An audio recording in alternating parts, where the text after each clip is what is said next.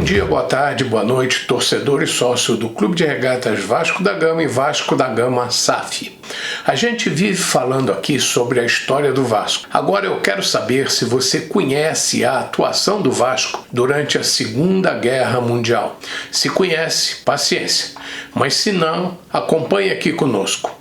Era uma época em que todos estavam preocupados com essa nova guerra mundial, cujo sofrimento superava a de 1914, que já tinha provocado muita tristeza e dor a muitas famílias, principalmente de origem europeia, e que incrementou o fluxo migratório de portugueses para o Brasil, que já vinha crescendo desde meados do século XIX. Para se ter ideia, segundo dados oficiais, entre 1906 e 1911, havia mais de 133 mil portugueses no Rio de Janeiro. A cidade do Porto tinha uma população de 188 mil habitantes e Lisboa 419 mil. Eram as duas cidades portuguesas mais populosas no país de nossos descobridores. Todas as demais tinham menos portugueses do que havia no Rio. Foi no momento em que a Segunda Guerra já se desenrolava na Europa que o Vasco resolveu contribuir com o esforço de guerra das Forças Armadas brasileiras, principalmente com a intenção de proteger nossa costa. O clube cedeu o estádio de São Januário para a montagem da Escola de Instrução Militar do Rio de Janeiro e resolveu fazer, por iniciativa própria, como já era comum no Vasco, uma coleta de fundos para comprar um avião de guerra para a FAB. Na época, o presidente do Vasco era Ciro Aranha, eterno presidente do Vasco da Gama, irmão de Oswaldo Aranha, político e ministro brasileiro que viria a ser, em 1947, presidente da Assembleia Geral da ONU, que aprovou a criação do Estado de Israel. Ciro capitaneou o projeto, que foi um sucesso, e conseguiu dinheiro não só para comprar 2 aviões em 1942, como com as sobras que os doadores recusaram receber de volta, ajudar na construção da sede de remo da Lagoa Rodrigo de Freitas. Volto já para falar de outras preciosidades que fazem o vascaíno se orgulhar de torcer pelo gigante. E se depois do que vou contar você não se orgulhar de ser vascaíno raiz, esquece, seu lugar não é na nossa nau. Brincadeira, tô só brincando, só para provocar. Não demoro, aproveite para dar seu like, se inscrever se ainda não tiver feito e deixar seu comentário sobre nossos vídeos. Até já! Além da história dos aviões vascaínos doados para a FAB na Segunda Guerra Mundial, mais uma bela página escrita pelos vascaínos, vamos destacar mais 2 momentos marcantes na existência do Vasco da Gama. Um diz respeito à construção do nosso estádio, São Januário, um orgulho para todo vascaíno, que hoje está um pouco maltratado. Mas nada que a boa vontade da Vasco Associação e da Vasco SAF, com a realização de algumas obras para dar mais conforto a nosso torcedor e funcionalidade ao estádio, não resolvam.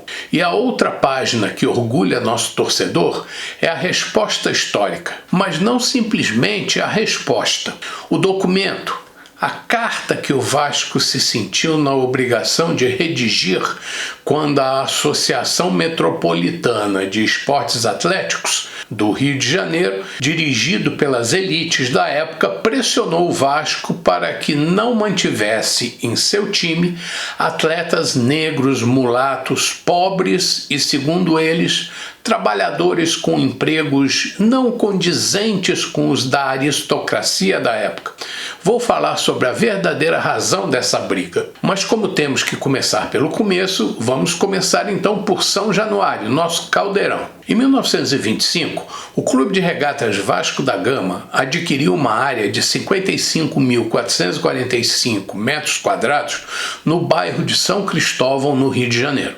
A área fazia parte da chácara do Barão Pereira Bastos, dono de uma fábrica de cerveja, onde plantava inclusive ali a cevada, utilizada na confecção da bebida. A região possuía uma elevação que acabou sendo apelidada de colina histórica quando se queria referir ao espaço em que se construiu o estádio de São Januário, também conhecido como Gigante da Colina. Esse espaço limitado, onde se encontra a famosa Barreira do Vasco, foi nivelada na década de 1920 a 1930 para a preparação de toda a área do entorno e construção do estádio. A pedra fundamental foi colocada em 6 de junho de 1926, quando o prefeito do então Distrito Federal assinou a autorização da construção. Mas como tudo na vida do Vasco até hoje, as coisas não aconteciam de forma tranquila. Desta vez foi o presidente da República da época, o digníssimo Washington Luiz, que se negou a autorizar a compra de cimento belga para a obra, apesar de já ter sido usado na obra do Jockey Clube Brasileiro do Rio de Janeiro. Mas como o vascaíno sempre dá o seu jeito, com a falta do cimento necessário para a execução de uma obra grandiosa como a construção do maior estádio do Brasil, os responsáveis resolveram usar uma alternativa criativa, uma mistura de cimento comum, areia e pedra britada. Pronto. Assim, além da areia e da brita, mais 252 toneladas de ferro, foi levantado o Gigante da Colina. E o mais incrível de tudo é que 10 meses depois do início das obras, o próprio presidente Washington Luiz foi convidado para a inauguração do maior estádio brasileiro na época. O vascaíno continua sendo muito bonzinho, não é? Claro que a história do estádio tem outros episódios, mas isso é um vídeo e não uma novela. Em outros vídeos contaremos outros capítulos da construção de São Januário. Bola para frente. Quanto à nossa briga contra as elites do futebol, assunto que geraria matérias para outros vídeos, vamos nos ater às primeiras rusgas que originaram o incêndio chamado de Resposta Histórica, e para isso precisamos citar os envolvidos para que o torcedor vascaíno saiba como a trama foi urdida, mesmo que omitamos os nomes reais por motivos óbvios, e que saibam todos que uma parte da sociedade foi responsável por ela. Entre 1898 e 1902, o futebol começou a se desenvolver no Rio de Janeiro. Como o jogo começou a ser praticado na Inglaterra, nada mais lógico do que a colônia britânica, acostumada a gerenciar partidas de cricket, tomar a frente da organização dessa nova coqueluche esportiva mundial.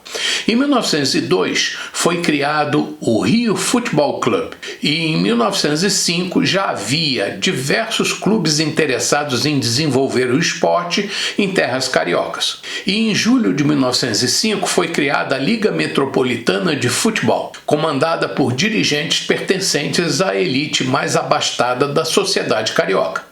No início de 1907, houve uma evolução e a liga passou a se chamar Liga Metropolitana de Esportes Atléticos, com a intenção de expandir seus tentáculos para outros esportes. Nesta época surgiu a primeira intenção explícita de realizar uma separação de classes entre os praticantes de esportes. Um ofício da Liga Metropolitana de Esportes Atléticos, datada de 1º de maio de 1907, dava ciência da decisão, por unanimidade, da proibição de registrar atletas amadores de cor. O presidente da dita liga era um inglês que prefiro não citar o nome, presidente honorário e atleta do Fluminense Futebol Clube. O inglês também foi sócio-atleta e presidente do Clube de Regatas do Flamengo, inclusive simultaneamente em 1906. E ele esteve à frente de ambas as ligas até o final de 1907, quando a Liga Metropolitana de Esportes Atléticos foi extinta em decorrência de brigas entre o Fluminense e o Botafogo. A Liga Metropolitana foi reativada em 1908 e ele tornou-se presidente honorário em 1910. O que os membros da liga que administrava o futebol da época achavam para proibir que pessoas de cor, como chamavam, praticassem o esporte era que eles não possuíam condições morais para praticá-lo. Já em 1907, o Jornal do Brasil se insurgia, chamando isso de uma exceção odiosa de preconceito de cor. Desde 1898, quando o Vasco era apenas um clube de remo, ele já enfrentava o preconceito por ter sido criado e fundado na zona portuária do Rio, congregar portugueses que, caso você não saiba, já sofriam discriminação naquela época, e aceitar associados de qualquer classe social. Já em 1904, após uma vitória importante, vários clubes de remo aprovaram normas mais duras para aceitar inscrição de atletas. Não vou descrever aqui todas as exigências por ser uma lista longa, mas vou citar algumas para você sentir as dificuldades da época e refletir. Parece piada, mas as condições marginalizavam muitos trabalhadores e até proprietários de estabelecimentos comerciais, como, por exemplo, sócios de hotéis, trabalhadores em botequins, cafés, quiosques, cervejarias, bilhares, casas de barbeiro e cabeleireiro, além de contínuos e serventes e até trabalhadores em consultórios médicos e dentistas. E além de muitas outras profissões marginalizadas, terminavam dizendo: ficam proibidos de ser inscritos na federação os que exercem qualquer profissão ou emprego que não seja de acordo com o nível moral e social em que deve ser mantido o esporte náutico. Que vergonha, não? Bom, voltando para o futebol, apesar de no remo as restrições não terem caído muito bem, no esporte britânico as restrições continuavam firmes. Em 1913 e 1916, houve uma nova investida para implantar o que se chamou de Nova Lei do Amadorismo, na tentativa de evitar que equipes que possuíam em seus times operários e pessoas mais humildes, com profissões ou trabalhos não considerados dignos, participassem de competições. Como essa nova tentativa não colou 100% por causa da resistência de clubes menos elitizados, eles não desistiram e em 1917 a liga mudou de nome, passando a se chamar Liga Metropolitana de Desportos Terrestres, a LMDT.